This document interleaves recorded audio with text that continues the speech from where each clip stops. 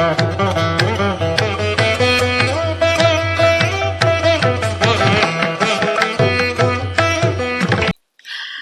ನಮ್ಮ ಜೊತೆ ನವದುರ್ಗ ಲೇಖನ ಯಜ್ಞ ಸಮಿತಿಯ ಅಧ್ಯಕ್ಷರಾದಂತಹ ರಘುಪತಿ ಭಟ್ ಅವರಿದ್ದಾರೆ. ಸೊ ಅವರ ಜೊತೆ ನವದುರ್ಗ ಲೇಖನ ಯಜ್ಞದ ಬಗ್ಗೆ ಒಂದಷ್ಟು ವಿಚಾರಗಳನ್ನ ತಿಳ್ಕೊಳ್ತಾ ಹೋಗೋಣ. ಸರ್, ತಮಗೆ ಕಾರ್ಯಕ್ರಮಕ್ಕೆ ಸ್ವಾಗತ.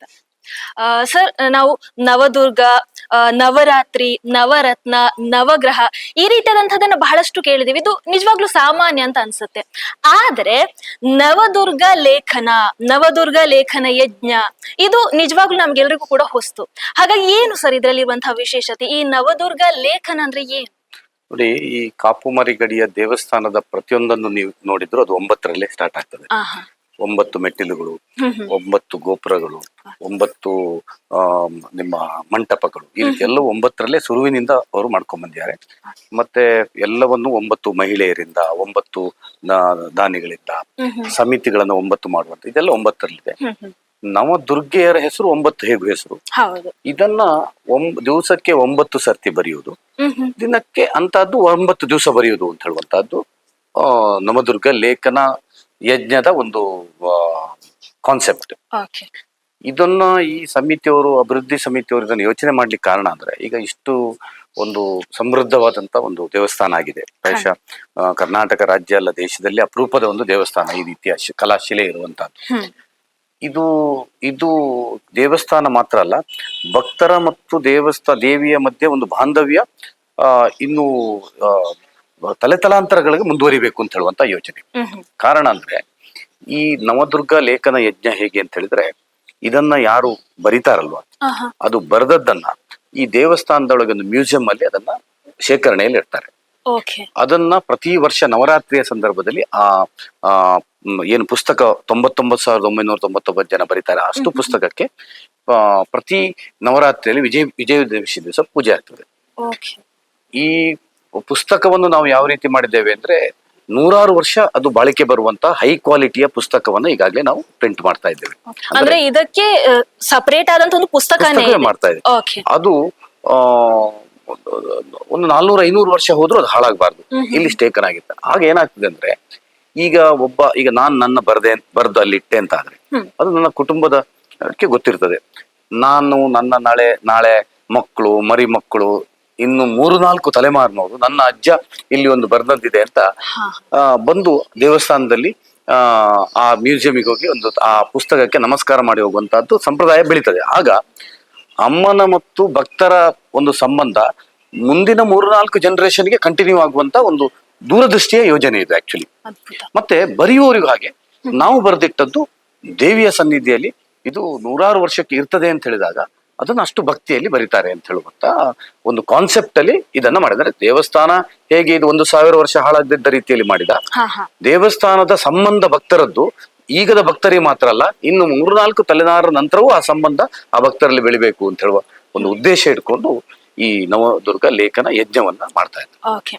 ಸರಿ, ನೀವು ಹೇಳಿದ ಪುಸ್ತಕದಲ್ಲಿ ಬರೆಯುವಂತದ್ದು ಅಂತ, ಪುಸ್ತಕ ಎಲ್ಲಿ ಸಿಗುತ್ತೆ ಸರ್? ಈ ದೇವಸ್ಥಾನಕ್ಕೆ ಬಂದು ಖರೀದಿ ಮಾಡ್ಬೇಕಾ ಅಥವಾ ಬೇರೆ ಯಾವ್ದಾದ್ರು ರೀತಿಯಲ್ಲಿ ಸಿಗುತ್ತೆ? ಈಗ ಇದರ ಕಾನ್ಸೆಪ್ಟ್ ಹೇಗೆ ಅಂದ್ರೆ, ಸೆಪ್ಟೆಂಬರ್ 3ನೇ ತಾರೀಕಿಗೆ ನವದುರ್ಗ ಲೇಖನ ಯಜ್ಞ ಸಮಿತಿಯ ಉದ್ಘಾಟನೆ ಆಗಿದೆ. ನಾನು ಅಧ್ಯಕ್ಷ ಆಗಿ ನಮ್ದು 9 ಜನರ ತಂಡವನ್ನ ಈ ಅಭಿವೃದ್ಧಿ ಸಮಿತಿಯವರು ಮಾಡಿದ್ದಾರೆ. ಅದನ್ನ ಮಂಗಳ ಗೌರಿ ಪೂಜೆಯ ಮೂಲಕ ಮಾಡಿದೆ. ಸುಮಾರು 99 ಮಹಿಳೆಯರು ಅದ ದೀಪ ಹೊತ್ತಿಸುವುದರ ಮೂಲಕ, 999 ಜನ ಮಹಿಳೆಯರು ಪಠಣ ಮಾಡೋದ್ರ ಮೂಲಕ ನವದುರ್ಗೆಯರ ಇದನ್ನ ಉದ್ಘಾಟನೆ ಆಗಿದೆ. ಅಲ್ಲಿಂದ ನಾಡ್ದು ಅಕ್ಟೋಬರ್ 29ನೇ ತಾರೀಕಿಗೆ ಒಂದು ದೊಡ್ಡ ವಾಗೀಶ್ವರಿ ಪೂಜೆ ನಡಲಿಕ್ಕಿದೆ. ಅಲ್ಲಿಯವರೆಗೆ ನಾವು 199 ರೂಪಾಯಿ ತಕೊಂಡು ಈ ನವದುರ್ಗ ಲೇಖನವನ್ನು ಯಾರು ಬರಿತೇವೆ ಅಂತ ಹೇಳ್ತಾರ ಅವರ ಮುಂಗಡವನ್ನ ತಕೊಂಡು ಅವರನ್ನ ರಿಸರ್ವ್ ಮಾಡುವಂತ ಸಂದರ್ಭ ಇದೀಗ. ನಮಗೆ ಮೊನ್ನೆ ಸೆಪ್ಟೆಂಬರ್ 3ರಿಂದ ಅಕ್ಟೋಬರ್ 28ನೇ ತಾರೀಕಿನವರೆಗೆ 99,999 ಜನರನ್ನ ಮುಂಗಡವನ್ನ ಅವರನ್ನ ಕಾಯ್ದಿರಿಸಿಕೊಳ್ಳುವಂತ ಒಂದು ಟಾರ್ಗೆಟ್ ನಮ್ಗಿದೆ. ಅದು ಮಾಡಿಸೋದು ಅಮ್ಮನಿ ಬಿಟ್ಟದ್ದು, ಆದ್ರೆ ಇದರ ಪ್ರಯತ್ನವನ್ನ ನಾವು ಮಾಡ್ತಾ ಇದ್ವಿ. ಅಕ್ಟೋಬರ್ 29ನೇ ತಾರೀಕಿಗೆ ನಮ್ದು ಈಗಾಗಲೇ ನಾವು ಪ್ರೆಸ್ ಅಲ್ಲಿ ಮಾತಾಡಿದೆ. ಅಕ್ಟೋಬರ್ 15ನೇ ತಾರೀಕುವರೆಗೆ ನಮ್ದು 99,999 2 ಬುಕ್ಗಳು ಬರ್ತದೆ.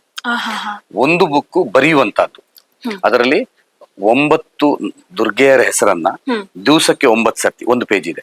ಆಮೇಲೆ ಕಾಪು ಮಾರಿಕಾಂಬೆ ನಮಃ ಅಂತ ಬರ್ತಿರೋದು. 2ನೇ ದಿವಸ ಇನ್ನೊಂದು ಪೇಜಿಗೆ 9 ದಿವಸ 9 ದುರ್ಗೆಯರ ಹೆಸರನ್ನ 9 ಸರ್ತಿ ಬರಿಬೇಕು.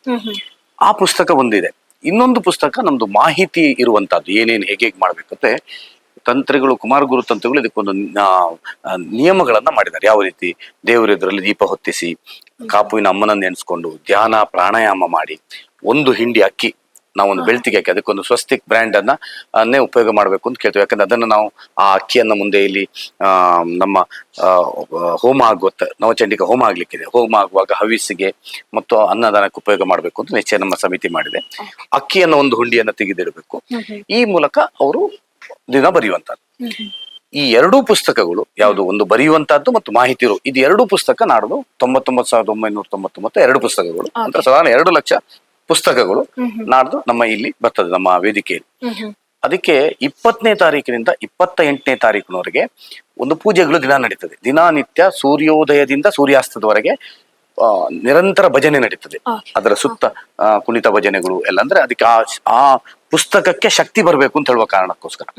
ಆಮೇಲೆ 29ನೇ ತಾರೀಕಿಗೆ ಅದೇ ಪುಸ್ತಕಗಳಿಗೆ ವಾಗೀಶ್ವರಿ ಪೂಜೆಯನ್ನ ನಮ್ಮ ಕುಮಾರ ಗುರು ತಂತ್ರಿಗಳ ನೇತೃತ್ವದಲ್ಲಿ ನಡೀತದೆ. ಅಂದ್ರೆ ಈ ಉದ್ದೇಶ ಏನು ಅಂದ್ರೆ, ಇದು ಕೇವಲ ಪುಸ್ತಕ ಅಲ್ಲ, ನಾಡ್ದು ಕೊಡುವಾಗ ಇದು ಒಂದು ಅಮ್ಮನ ಪ್ರಸಾದವಾಗಿ, ಅಮ್ಮನೇ ಅವ್ರ ಮನೆಗೆ ಬಂದ ರೀತಿ ಪವಿತ್ರ ಬರಬೇಕು ಅಂತ ಹೇಳುವಂತ ಕಲ್ಪನೆನಿಟ್ಟು ವಾಗೀಶ್ವರಿ ಪೂಜೆ ಮಾಡಿ 8-9 ದಿವಸ ವಿವಿಧ ಜಿಲ್ಲೆ, 2 ಜಿಲ್ಲೆ ಉಡುಪಿ ದಕ್ಷಿಣ ಕನ್ನಡ ಎಲ್ಲ ಭಜನಾ ತಂಡಗಳು ಬಂದು ಸೂರ್ಯೋದಯದಿಂದ ಸೂರ್ಯಾಸ್ತವರೆಗೆ ಭಜನೆ ಮಾಡಿ, ಅಷ್ಟು ಶಕ್ತಿಯನ್ನು ತುಂಬಿ ಆ 2 ಪುಸ್ತಕಗಳು ಅವ್ರ ಮನೆ ಬರ್ತದೆ.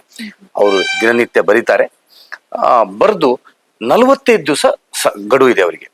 9 ದಿವಸದಲ್ಲೇ ಬರೆದು ಮುಗಿಸ್ಬೋದಾದ್ರು ಈಗ 45 ದಿವಸದೊಳಗೆ ಅವರು ನಮ್ಮ ಮಾರಿಗುಡಿಗೆ ಅದನ್ನ ತಲುಪಿಸ್ಬೇಕು.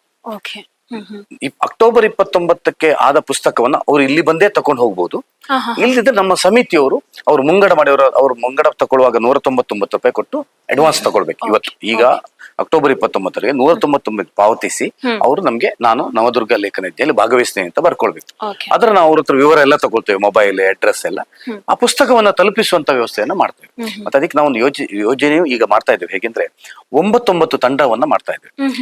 ನಾನೊಬ್ಬ ಈಗ ತಂಡದ ನಾಯಕ, ನನ್ನೊಟ್ಟಿಗೆ 8 ಜನರ ಪಟ್ಟೆ ಇದೆ. ಈ 9 ಜನರ ತಂಡದ 11,111 ಜನರನ್ನ 9 ಜನರದ್ದು ಮಾಡಿದೆ. ನಮ್ಗೆ 99,990 ಟಾರ್ಗೆಟ್ ಆಗ್ತದೆ.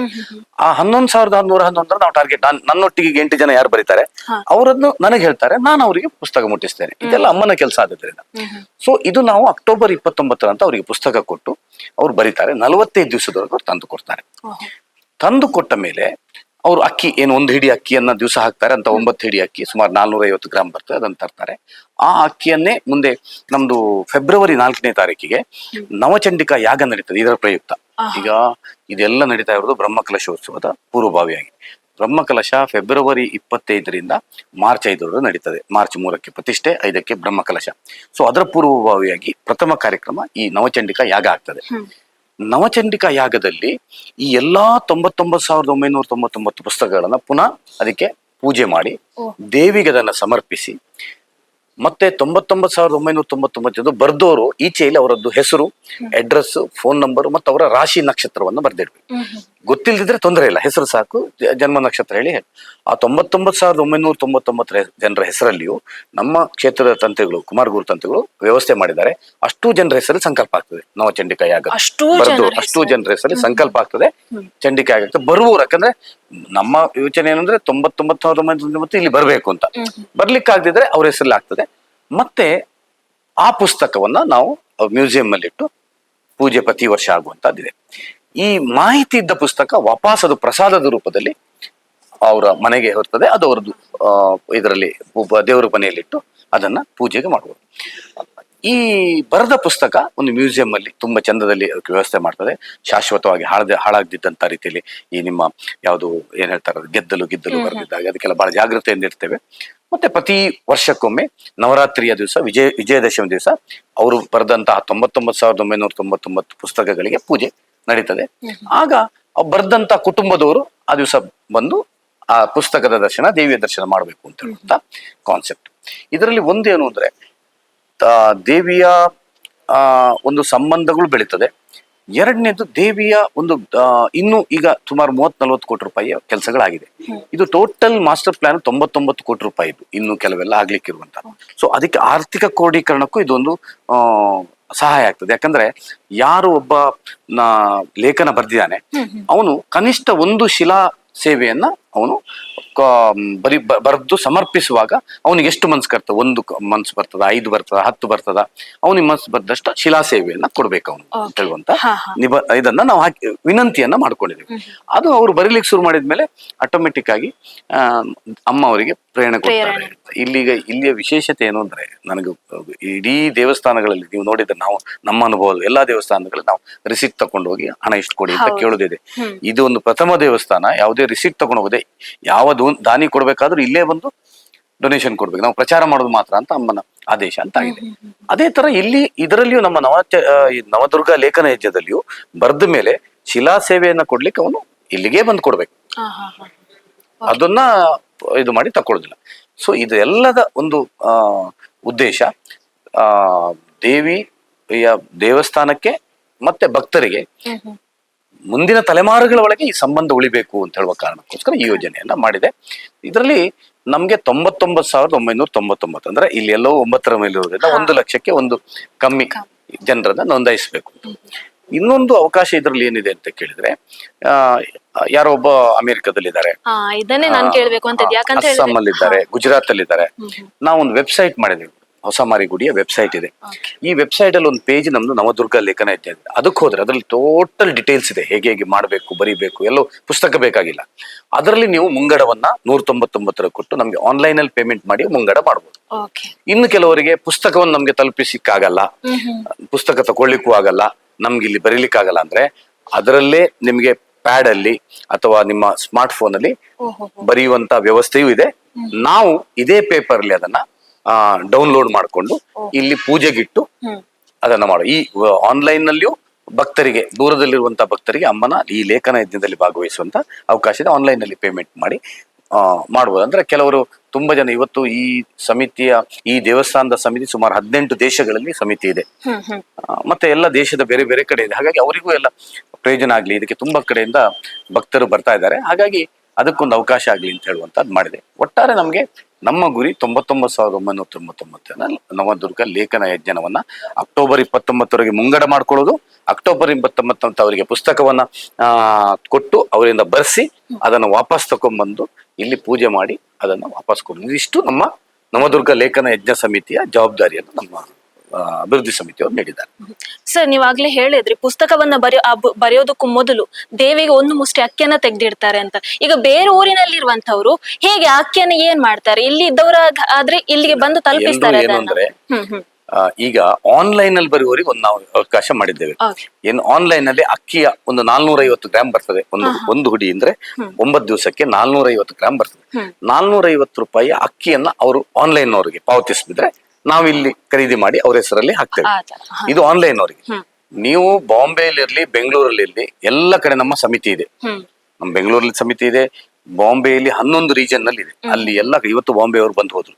ಅಲ್ಲಿ ನಾವೊಂದು ಬ್ರ್ಯಾಂಡ್, ಸ್ವಸ್ತಿಕ್ ಬ್ರ್ಯಾಂಡ್ ಅನ್ನೇ ಹಾಕ್ಬೇಕು ಅಂತ ಕೇಳಿದ್ದೇವೆ. ಯಾಕಂದ್ರೆ ನಾಳೆ ನಮ್ಗೆ ಆ ಅಕ್ಕಿ ಉಪಯೋಗ ಆಗ್ಬೇಕು ಅಂತ ಹೇಳುವ ಕಾರಣಕ್ಕೋಸ್ಕರ. ನಿಮಗೆ ಎಲ್ಲಾ ಕಡೆ ಆ ಅಕ್ಕಿ ಸಿಗ್ತದೆ, ನಮ್ಮ ಎಲ್ಲಿ ಬುಕ್ ಸಿಗ್ತದ ಅಲ್ಲಿ ಅಕ್ಕಿಯು ಖರೀದಿಗೆ ಸಿಗ್ತದೆ ಅವರಿಗೆ. ಅವ್ರ ಅಕ್ಕಿಯನ್ನು ತಕ್ಕಿಸ್ಕೊಂಡು ಮಾಡಬಹುದು. ಆಮೇಲೆ ಅಕ್ಕಿಯನ್ನು ಹಾಕ್ಲಿಕ್ಕೆ ನಾವೊಂದು ಬ್ಯಾಗ್ ಅನ್ನು ನಾವೇ ಕೊಡ್ತೇವೆ.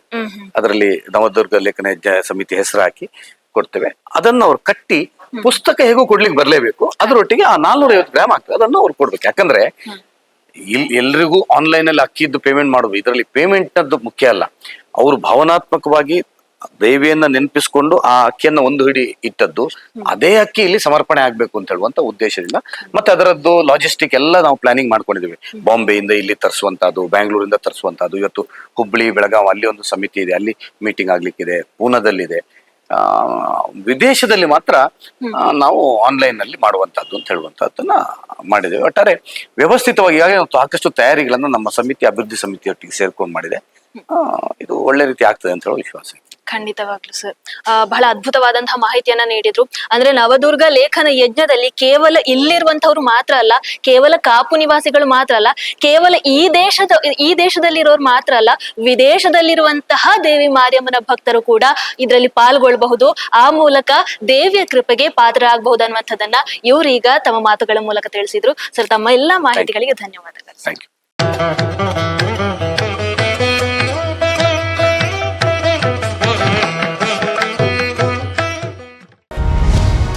ಟಿವಿ ವಿಕ್ರಮ, ದೇಶ ನಿಮ್ಮ ಕೈಯಲ್ಲಿ.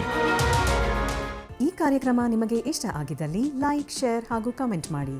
ಟಿವಿ ವಿಕ್ರಮದ ಕಾರ್ಯಕ್ರಮಗಳನ್ನು ನಿರಂತರವಾಗಿ ವೀಕ್ಷಿಸಲು ಸಬ್ಸ್ಕ್ರೈಬ್ ಮಾಡಿ, ಬೆಲ್ ಐಕನ್ ಒತ್ತಿ.